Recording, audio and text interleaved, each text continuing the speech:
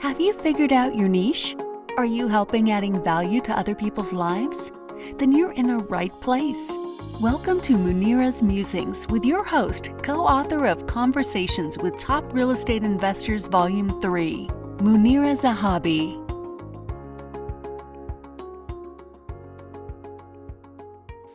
Greetings from Chicagoland. This is Munira.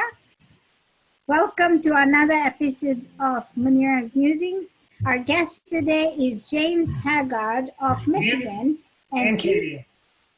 And Katie. Hi, Katie. And he's going to talk about how to lose weight by eating everything, right?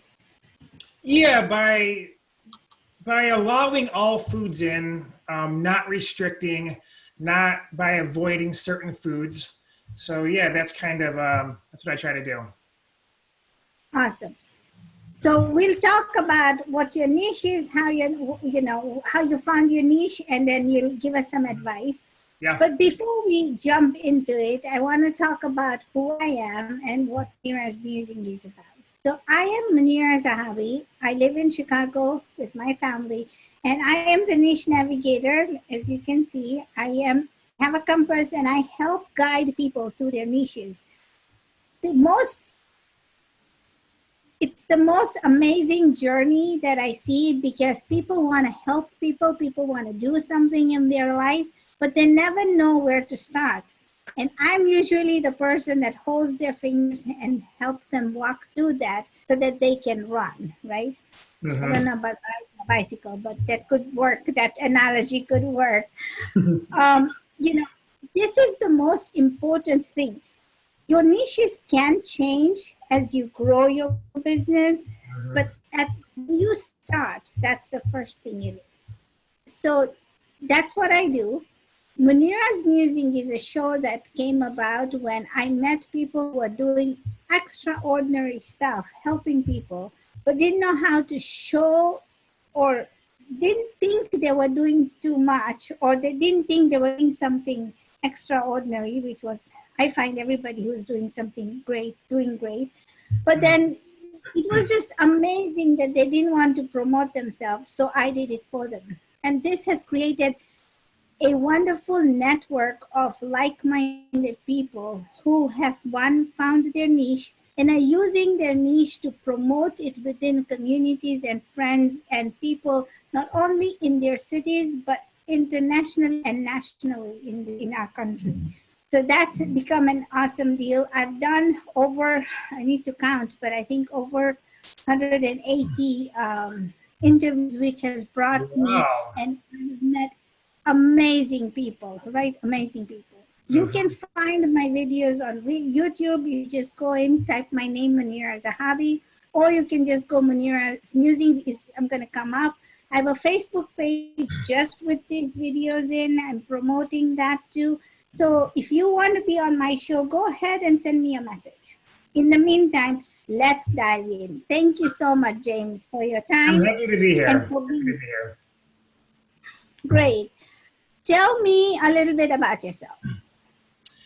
Well, married, and I have two dog babies with my wife. So we live in Metro Detroit, and her and I met in 2010, and we took a chance and we moved away to New Jersey after dating for 4 months.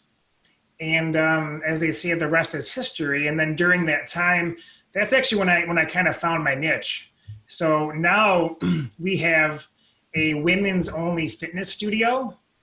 And as you were saying earlier, I try to help people, take control of their eating, get into a healthier weight, lose weight, manage their weight without the restrictive kind of what's popular out there. The very restrictive meal plans, they avoid these certain foods and things of that nature. So we've had our business 2.5 years now, and it's going really well. This year's going to be a very good year.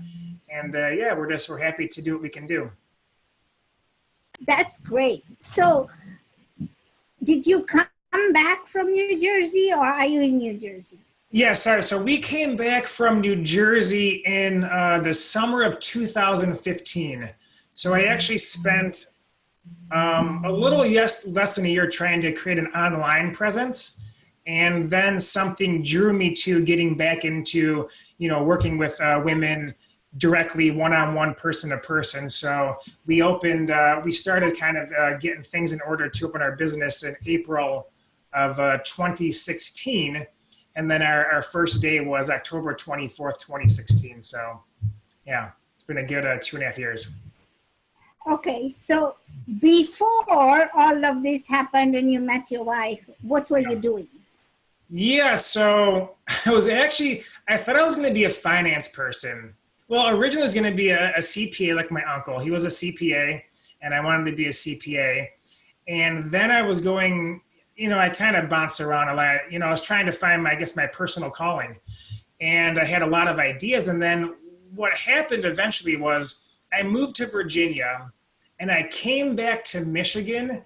I believe it was 2004. And in the year and a half following, I ended up gaining around 50 to 60 pounds. So I woke up one day, I was looking at myself and I was single, I was going to college, and I felt like nobody wanted to be with me in my current state. So that was my motivation to kind of get moving. So I always describe my success as like a series of fortunate events. So I started walking and just tried to eat a little bit less. This was, 2006. So this is pre-Facebook popularity.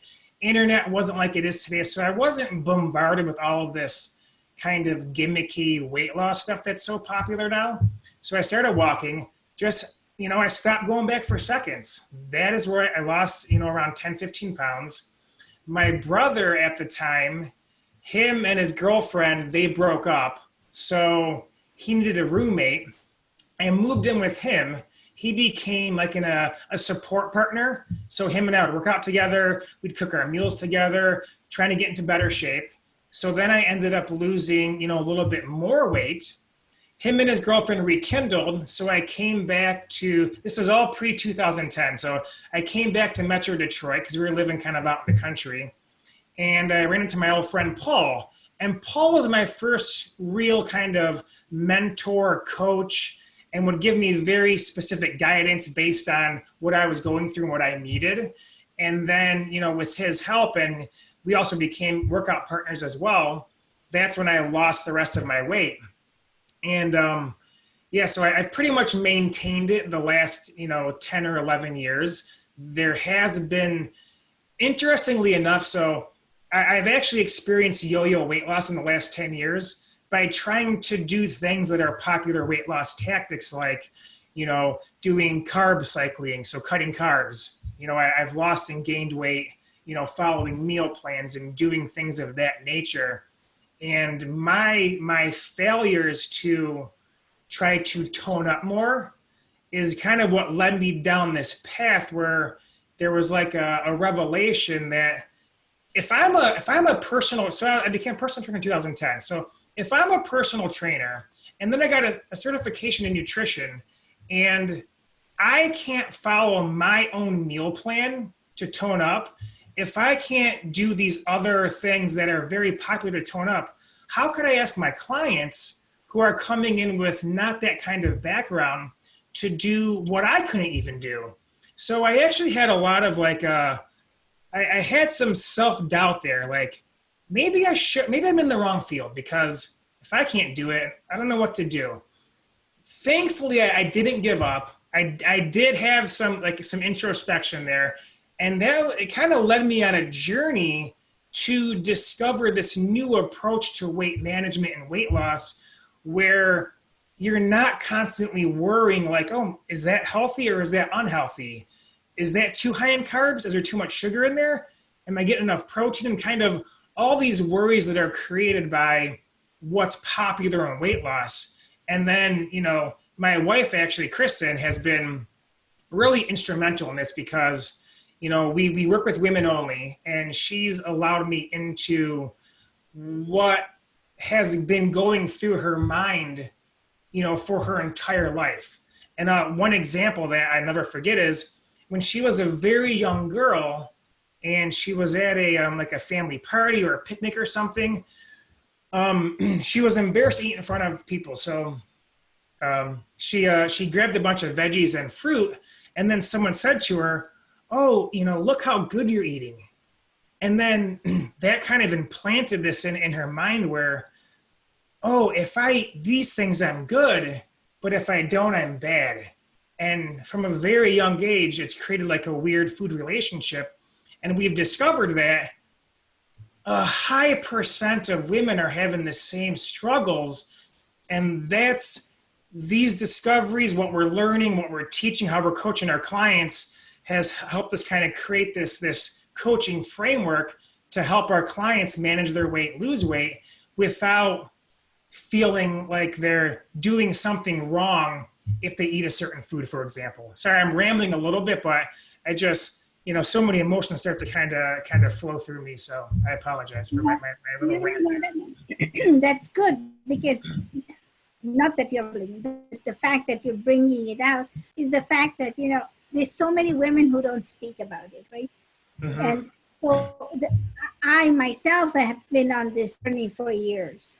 And then you lose weight, you don't, you put it back on. Yep. And it's, like you said, a yo-yo, right? And you get fed up with all of the hype that's out there, because if it's not one thing, it's another. You have Nutrisystem, oh, we can send you meals right now. Yeah. But then there's keto, like eat the way you're supposed to. And then there's Atkins, and there's so many things coming at you. I know. That there's some company that's out there who is trying to manage your weight, and we are all working towards what they want, but not what we want.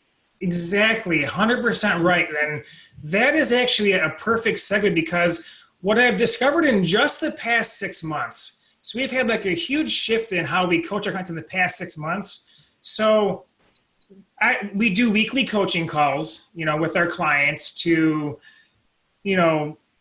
like you said, set their own expectations. And one of the biggest things, and these occur naturally in our conversations, but what happens is through questions and, just talking and talking about certain like examples, is my clients, they tend to identify a couple different ways to go. So through the course of our coaching, our client turned employee, Lisa, kind of described it like this in an email to me once, where it was gentle in a way where we guided her, but she thought it was her idea the entire time. And because she had some autonomy and was in control and making decisions, what happens is she stuck with it better. She had more internal buy-in, and she believed in what she did because it was her decision, essentially. All those things you describe, like, virtually every like weight loss plan out there, they're telling you what you can or can't eat. And human nature, we don't want to be controlled. And when it comes to food, we don't want someone to tell us to eat chicken and broccoli and fish and all. And like, those foods are fine and like they have like some benefits, but sometimes on a Thursday at 2 p.m., you're going to feel like some potato chips for whatever reason. Like, you're going to want potato chips and you're going to need potato chips. And if you have some potato chips, you shouldn't feel like, okay, your entire plan's out of whack. And you shouldn't feel like you're bad for having a processed food. There's room for potato chips in a healthy and balanced diet. And that's what we try to help our clients discover and navigate on their own journey. We have like a test group of clients, because this is literally brand new. We just kind of unveiled this new coaching style probably 2 months ago. So we have a very small group of 20 people testing it out. And every single person is on their own unique journey. And it's their journey is discovered through conversation and coaching, and they identify the route to go. So like, one client's doing this thing, another client's doing a different thing, a third client's doing this thing. And that's the way that people are going to have the most success, is when they're more in control of of their, like, you know, their health, wellness, weight loss destiny, so to speak. You know, you bring a good point. So, okay, so let me go back to where I started from. You said you found your niche, and you said something that's very profound. If you couldn't follow your own meal plan, how do you expect somebody who has no clue and is expecting you to be an expert to follow the same plan? Right. So when your breakthrough on your niche happened? So that was not when so what happened there was because that was around 2012 or 13. So that was really a 5-year journey. And I'll fully admit, like, I wouldn't consider myself a great coach or really know how to help my clients achieve their outcome in a healthy and empowering way until probably the past 4 or 6 months. So I've done okay and I've gotten better through the years, but this real revelation occurred actually talking to my wife and kind of going through our own kind of self journeys. And she told me a story that really blew my mind. It was probably last year. And she told me her favorite food is fish and chips. Now, in 8 years, I've never seen her eat fish and chips. How could that be her favorite food? Because fish and chips are proclaimed as greasy and starchy and bad for you, she'd always choose a salad or choose something that was healthy when we were out to dinner. So I'm like, this was like really like mind-blowing for me, her sharing this with me. And what we started doing, we're like, okay, we kind of like, fish and chips, there's nothing inherently wrong with them. You're not one fish and chip meal away from bad health or obesity or whatever. So what we started doing is she would get fish and chips 1 to 2 times every weekend for probably 6 weeks. Now, the crazy thing that occurred was here, she hasn't had fish and chips since. Okay, maybe one time. So she likes them. Fish and chips, it's delicious. She still enjoys it. But because now she's in a place where she feels like she can have fish and chips whenever she wants to, they're not some bad and forbidden food, she hasn't had like this, like they're not her favorite food anymore because they don't have that feeling of forbiddenness or can't have them or, so that was really transformational in how we really, once like this kind of self-growth occurred, that's when we really narrowed down our kind of practice, our coaching to helping women manage their weight, get in better health, whatever their goals are, in a way where they don't feel like every decision they make is life or death, or if they make one wrong move, it's all over, or sometimes you're going to want a cupcake. If you're at a party, they're all celebrating cupcakes and,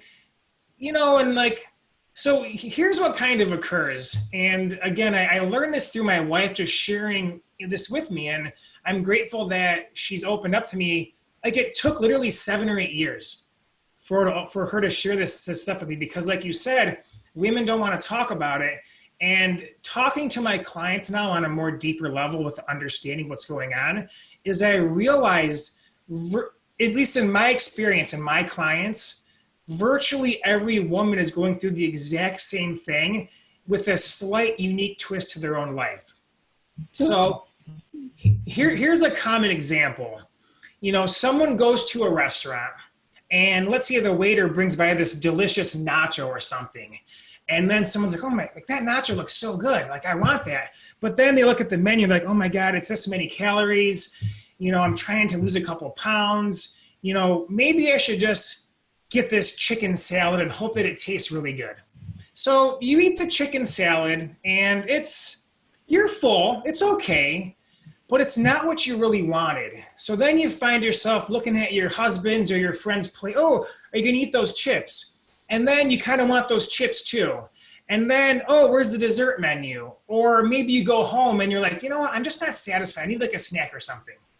So what occurs there is your body told you really wanted the nacho or whatever the meal was. And what we do is we practice what's called mindfulness. And what we just being present with your meal, really tasting the food and enjoying it. You know, had the person, that example, gotten the nacho to begin with, eaten it, really enjoyed it, didn't feel guilty about having it, then they would have been satisfied. They wouldn't have picked off their spouse's plate. They wouldn't want dessert. They wouldn't get a snack later. And ultimately, they would have eaten less food overall. But then maybe more importantly is their mental health would have been greater on the end because they weren't feeling bad about wanting a snack or feeling bad about picking the fries off their husband's plate or whatever occurred. So, you know, when you eat what you really want and you practice mindfulness and you really are present with your meal, and then, you know, you stop when you're satisfied and you naturally start to eat less a little bit. You eat a little bit less because you're not always snacking and craving things.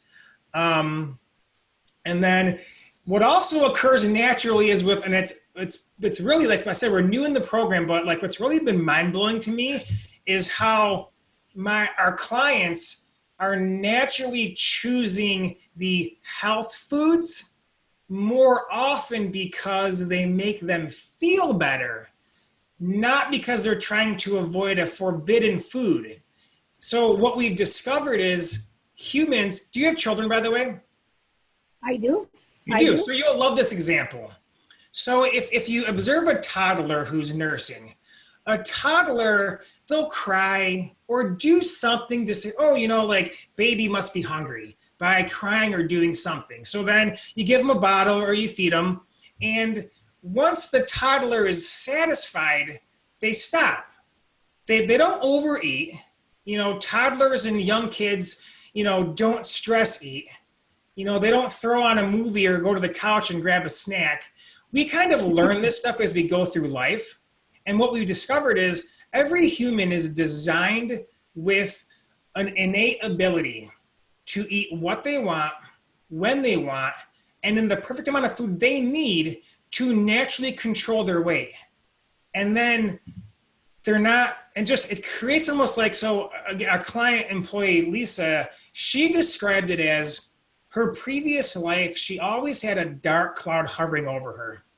Oh, what's in that? Is that good for me? When did I last eat? Should I eat now? Am I hungry? And like, it was weighing her down.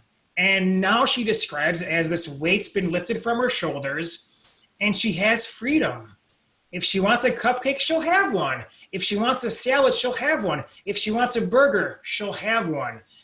But because of this kind of this mental transformational shift, she naturally eats less. She's naturally, and she's toned up. And she's actually blown away that she did. She didn't think it would work. Maybe like she was a little skeptical, but she's like blown away that, yeah, she's gotten better results eating what she wants than she ever did counting, measuring, tracking, fasting, avoiding, and all that other mumbo jumbo that's so popular in weight loss and health circles. Okay. You've said a lot. So there's now a lot let's get. there, sorry. There's a lot of stuff there. That's really good. That's a lot of stuff that's really good. The thing is, you talk about eat what you want in limitation. That's what you're saying, if I'm hearing you correctly. Can you say that one more time, Munira? Eat what you want, but in limitation. Yeah, so we kind of called it just getting in tune with your physical hunger cues. So like the toddler, for example, the toddler instinctively knows when they're hungry and they instinctively know when they're no longer hungry, so they stop. Here's what kind of throws us off. Oh, it's lunchtime. Maybe I should eat. What if you're not hungry at lunchtime? Should you eat? I would say probably not, because you're not hungry. You know, it's dinner time, I should eat. What if you're not hungry at dinner time? You know, what if you're hungry? So babies, they don't know lunchtime, dinner time, or snack time. They don't know breakfast time. They just know when they're hungry and when they're not.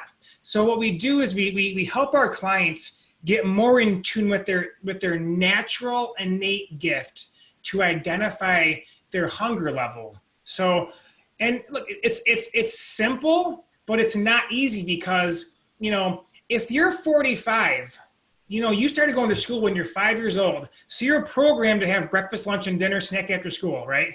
So we're programmed from a very young age to follow these food rules. But if you think about before clocks were invented, before the industrial age, we just ate, like, we hunted and gathered. So we'd eat when we got the food, or when, you know, we picked the veggies. We wouldn't succeed in a hunt, so we'd eat less. And humans are naturally adapt to kind of like this, like needing like this much food, and kind of like a roller coaster like this. So some days you need more, some days less, some days a lot more, some days hardly anything. Like, I have a client, she's been programmed to eat breakfast, most important meal of the day, right? Everyone's heard that, but she's never hungry at breakfast. And she started seeing some weight gain. So recently we're like, why don't you just try to wait until you're hungry to eat? So some days she's not hungry till 11 o'clock or noon. Some days she is hungry for breakfast. Some days it's 8 or 8:30. And that kind of ties into, like, you know, her body doesn't have the same needs every single day, and really no one's body does. And that's why counting and measuring and meal planning, they don't really work, because they're based on flawed information. Like, a human being doesn't need 1,500 calories every day. So one day it may need half of that. One day it may need twice that amount, based on whatever else is occurring, right? So what we do is, we don't tell our clients to limit themselves necessarily, because that is like a negative word to me. What we do is we just tell them to kind of explore their hunger, eat what tastes good, really taste the food, really practice tasting it. And kind of, if you're no longer hungry, stop. Or sometimes, and we tell them this, like, sometimes you'll be eating something, you'll be no longer hungry, but you'll want more for whatever reason. Like, sometimes you're going to choose to overeat, and there's nothing wrong with that either. Like the body has wide-ranging needs, you know, day in and day out. So I guess to answer your question in a very long-winded way, is that we try to help our clients get more in tune with their hunger. And we have, we have, like, the way our program works is we introduce these concepts or philosophies to our clients. So they kind of go through it, and it's like me doing teaching videos, like teaching about this information. And then we'll set up a call and talk through what they noticed, what they discovered, what resonated with them. And then I'll ask some questions. Then we'll identify a very specific action to work on so they can practice creating new habits. But the overarching thing is to really get in tune with how hungry you are. You know, try to eat when you're hungry, and then stop when you're satisfied. It's kind of like the very simplified overarching thing of what we try to do. You know, what you're talking about was, I was talking to, I go to the doctor a lot, and my husband's sick, so we go to the doctor a lot. And one of the doctors there was talking about how we should observe animals, because if you have a house pet, I don't, but if you have a dog or a cat, you know, there's people who leave their food, the doggy's food right there. Yes. And the animal will go there and eat whatever they want, and then drink, and then rest or play, whatever. And he was watching that habit on a camera from his home. He was away working. He was watching.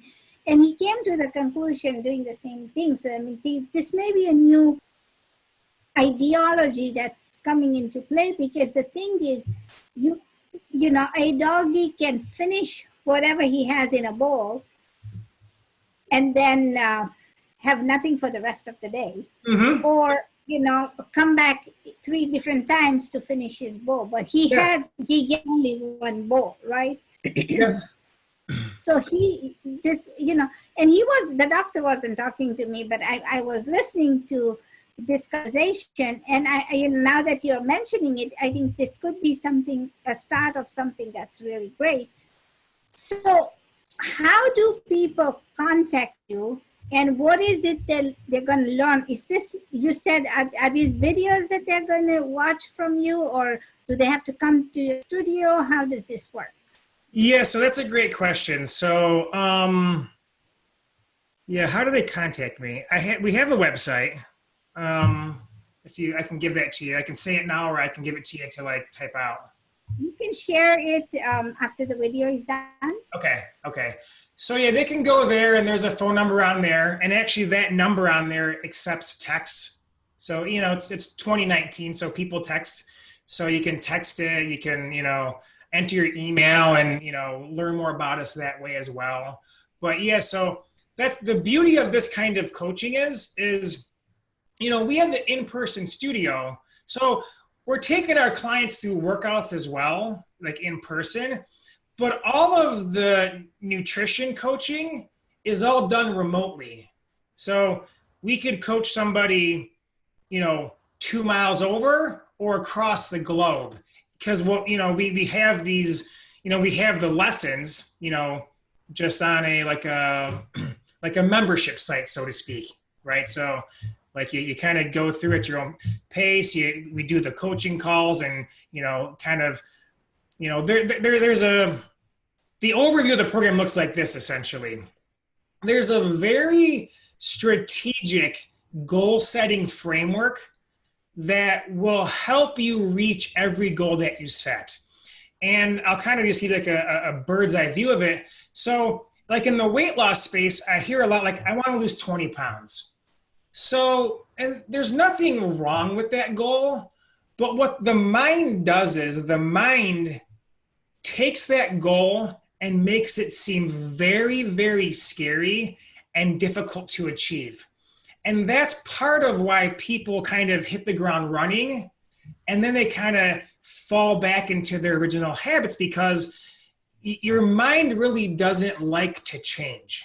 So what we do is are called behavior goals. So behavior goals are things in your control every single day. And we use a framework to help them set behavior goals that virtually guarantees they reach all of them. And then, you know, they do one thing and another thing and a third and a fourth. And before you know it, it creates a snowball effect where, oh, well, it's been 2 months and all of these things have happened. And along those lines, what's very important is humans are very hard on ourselves. We're always focusing on what we don't have, what we're doing wrong, what we're not doing. And we don't really celebrate our progress or how hard we work along the way. So we're really big on high-fiving your effort that you're trying. We identify every little win that you have in the process, and it creates a mental empowerment, which helps you focus on what you are doing, which can help you move forward instead of like, oh my God, I've only lost 4 pounds and I got 16 to go. And that causes a lot of stress. And really, I could talk about this for probably 6 hours, because there's so much wide-ranging information surrounding what's popular in weight loss and why it's so unhealthy and such a detriment to our long-term mental health and physical health. I understand, but we don't have 6 hours.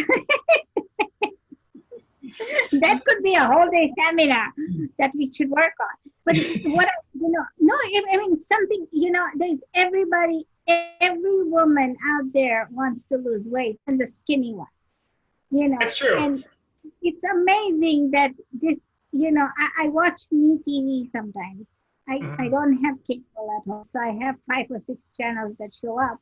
But in the middle of the day when I am channel surfing and I need a break, because when I see other people's problems, I forget mine, When I do that, I look at these channels, and at that time in the 50s, when there's a channel called Through the Decades, and they show the products that they were selling to conditioner hair and to weight loss, right? Those are big things.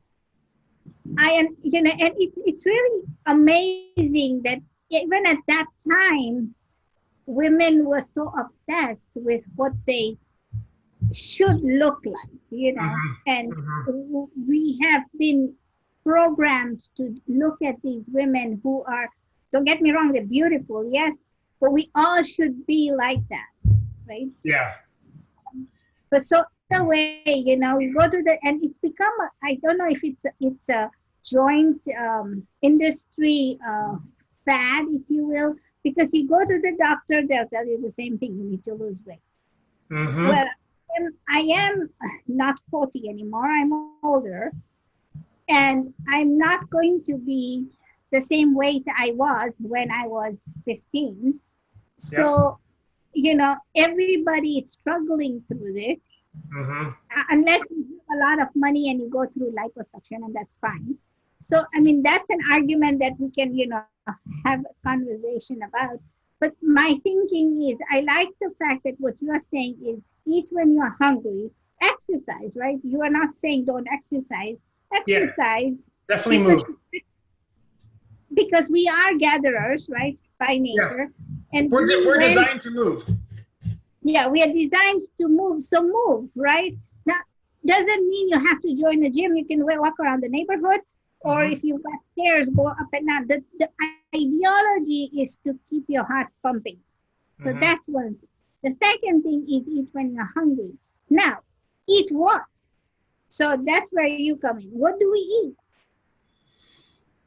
Yeah, so when someone comes on board and they begin the coaching process, we suggest that they don't change their food at all. Here's what weight loss looks like now. Overhaul your diet, follow it for 2 or 3 weeks, overwhelm sets in, eventually, it becomes too hard to keep up with, and then we go back to old habits. That is 95% of people. So here's the thing that actually I just learned this in the past week or two. I just made this discovery looking at tabloid magazines. So have you ever, and I'm sure listeners have heard this, but you kind of go to the grocery store and you see an actor or an actress who's gained X amount of weight, and the paparazzi sees them on some beach somewhere. And you're like, wow, they definitely don't look how they looked in the movie. So that's what's supposed to happen. So very rigid meal plans and diets and overhauling all of the food you're eating is kind of a carryover from bodybuilding days and physique competitors. So these programs, they're designed to make you look a certain way for a very short period of time because they're not sustainable. But bikini models, bodybuilders, professional athletes, movie stars, they all gain weight as soon as their photo shoot, their movie role, their competition ends.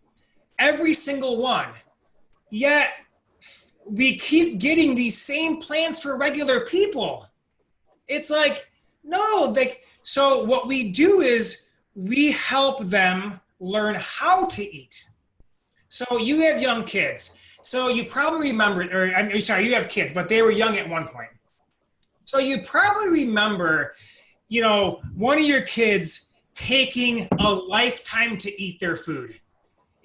They would sit there for 30 minutes, an hour. They were very slow, right? I think every parent's had the same struggle with their kids.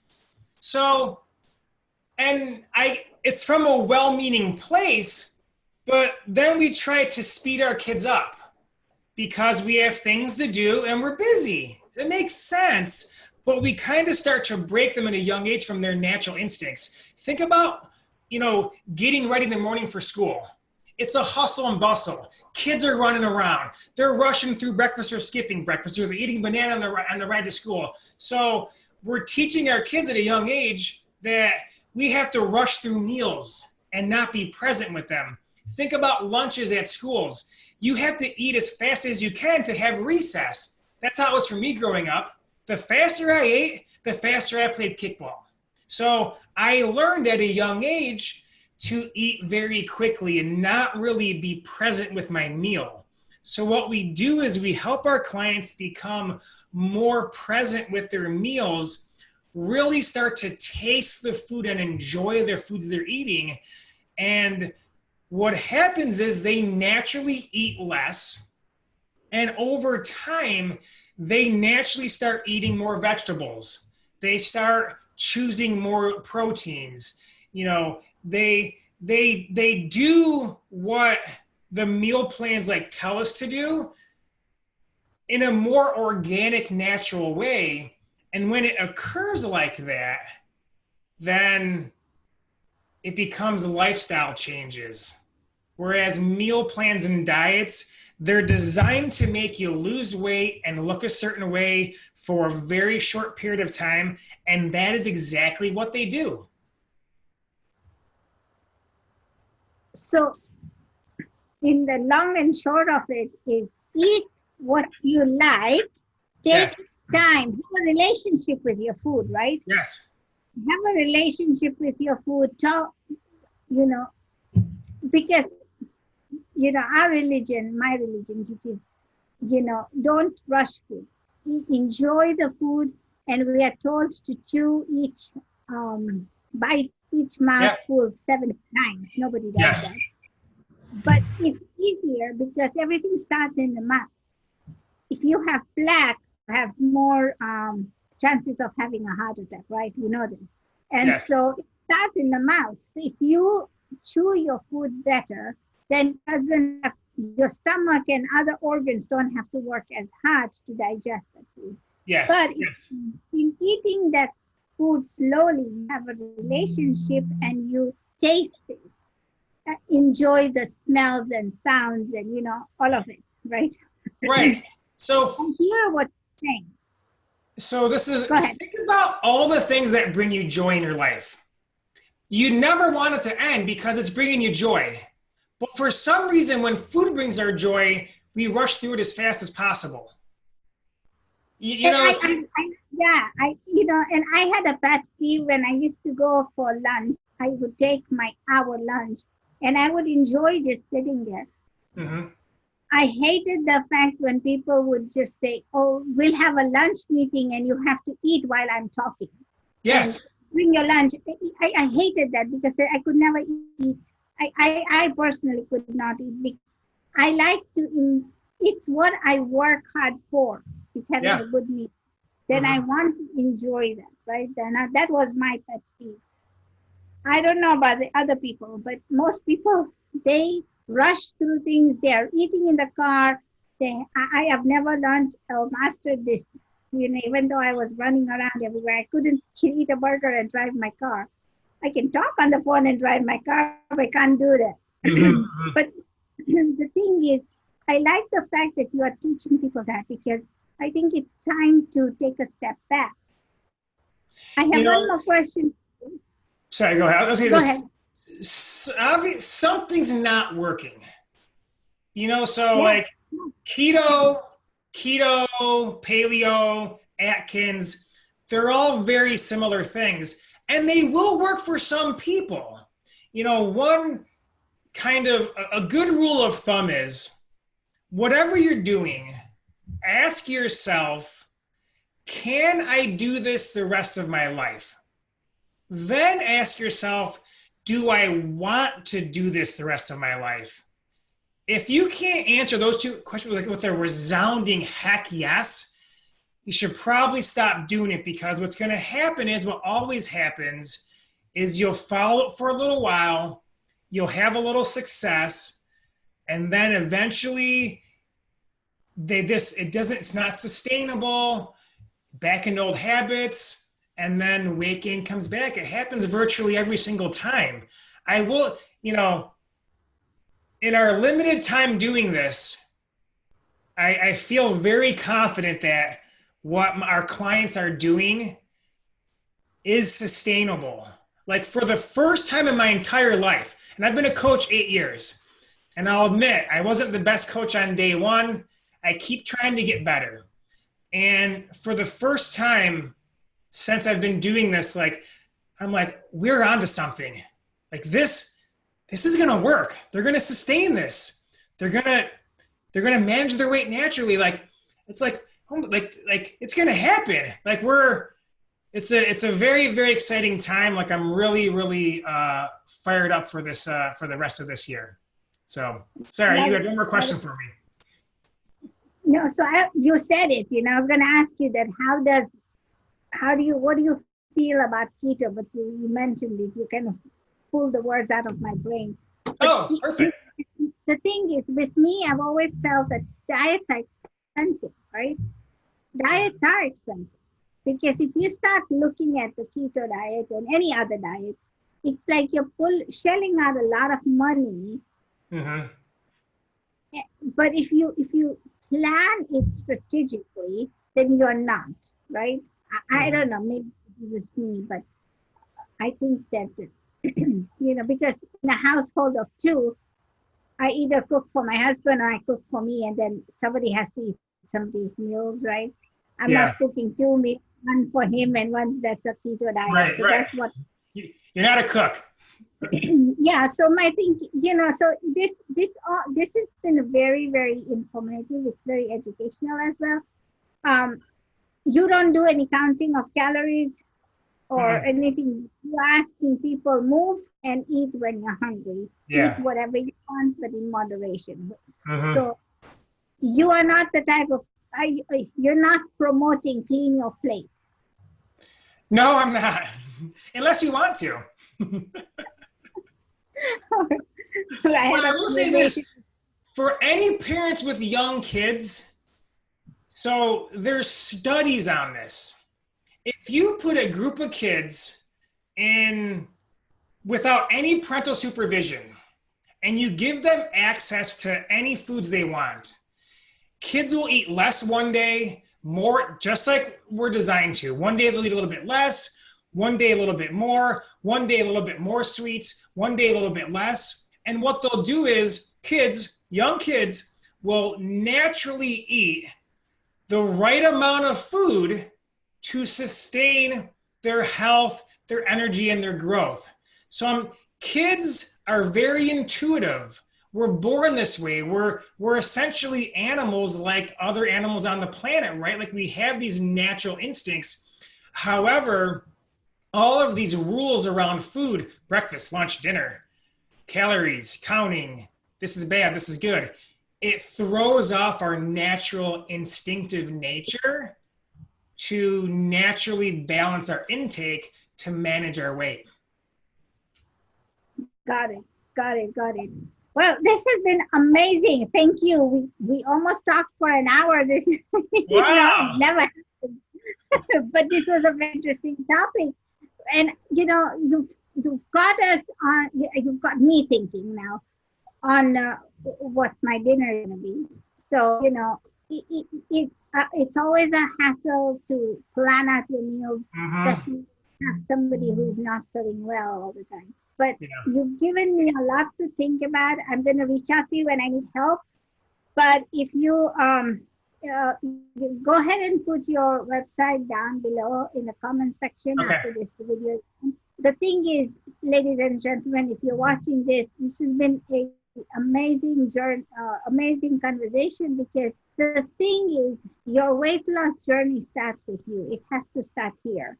And what James is promoting is eat whatever you want, move, and stop eating when you're full.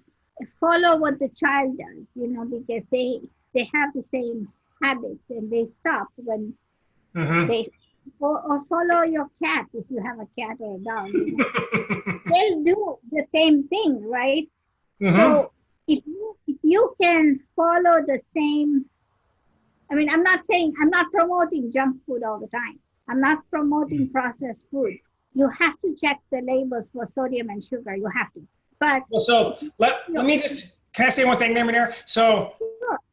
My clients, they're fearful that if they eat what they want, they're going to eat only junk food. Like they'll eat King Dongs all day or Hostess Twinkies.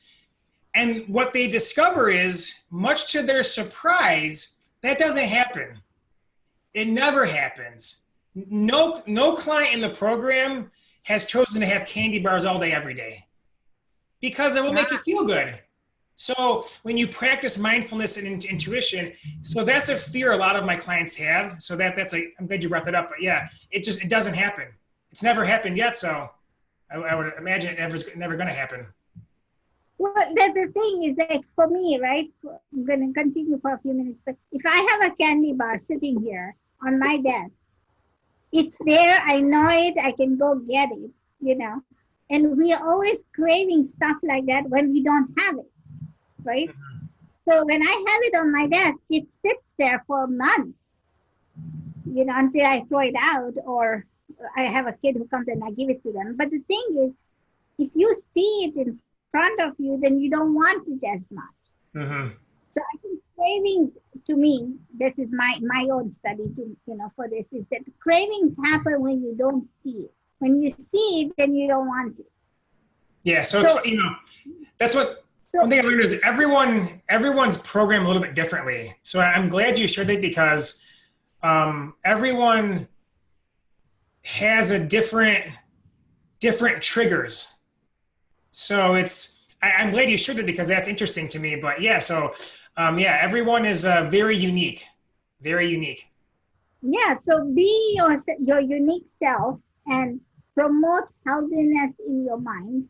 Move, eat, and be healthy. That's all I have to say for today. Until we have another guest tomorrow, like, share, and subscribe to this channel. I see you. I thank you for watching, and thank you so much, James. I'm honored. Thank you for having me. I really appreciate it. I had a great time. Thank you for listening to this episode of Munira's Musings with your host, Munira Zahabi. If you enjoyed our show, please share and subscribe to this channel. And for more content, please join our Facebook group called Navigate to Your Niche.